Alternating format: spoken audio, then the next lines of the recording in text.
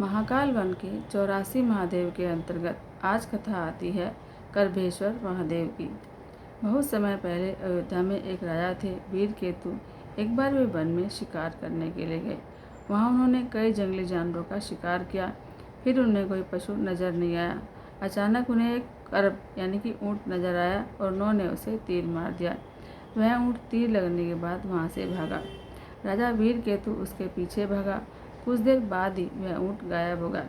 राजा भटकता हुआ मुनियों के आश्रम में पहुंच गया। राजा ने ऋषियों को पूरी बात बताई और कहा कि आप बताएं वह ऊँट कहाँ गया।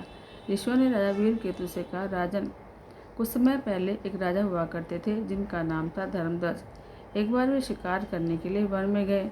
वहाँ उन्होंने मृगचर्म पहने एक ब्राह्मण का उपहास उड़ाया। इस पर ब्राह्मण ने राजा को श्राप दिया कि वह करब योनि में चला जाए। राजा ने दुखी होकर ब्राह्मण से विनती करी तो ब्राह्मण ने कहा कि अयोध्या के राजा वीर केतु के बाण से घायल होकर तुम महाकाल वन में स्थित शिवलिंग का दर्शन करना। उससे तुम्हें ऊँट की योनि से मुक्ति मिलेगी और तुम शिवलोक को प्राप्त कर सकोगे। तो राजन, वह ऊँट महाकाल वन में गया है, तुम भी वहाँ जाओ और शिवलिंग के दर्शन कर चक्रवर्ती सम्राट बन जाओ।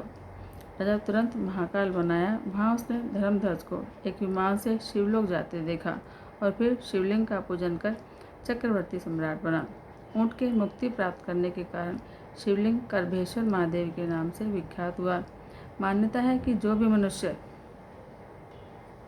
करभेश्वर महादेव के दर्शन करता है वह धनवान होता है, उसे कोई व्याधि नहीं होती, उसे कोई पितृ पशु योनि में नहीं जाता और उन्हें मुक्ति मिलती है और अंतकाल में मनुष्य शिवलोक को प्राप्त करता है।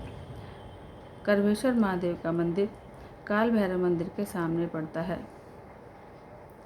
बोलो शंकर भगवान की जय। हर हर महादेव, हर हर महादेव।